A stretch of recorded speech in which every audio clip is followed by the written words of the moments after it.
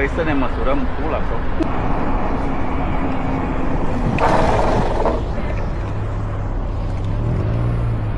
Semnalizatul trebuia să știi să cedezi. Pentru că semnalizezi înseamnă că ai prioritate? Bineînțeles.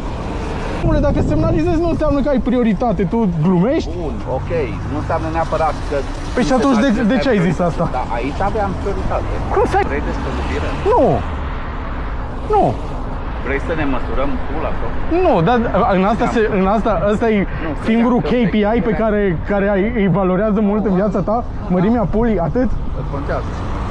Contează, bun, bravo, bravo. Ei, trebuie să fii bărbat alfa. Da, tu știi Da, trebuie să fii bărbat alfa. Știi foarte bine.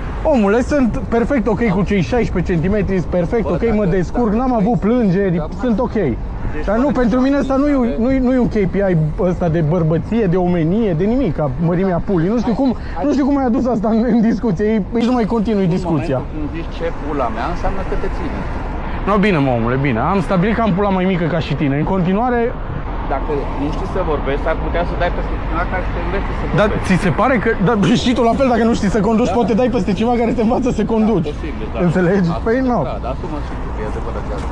Păi mi-asum, păi ți-am recunoscut. Ai văzut? Dar tu nu ți-asumi că ai greșit, ai început să-mi zici că ai semnalizat ce ai avut prioritate. No, bine, și atunci calcă-i pe toți, dacă unul s-a băgat, calcă-i pe toți.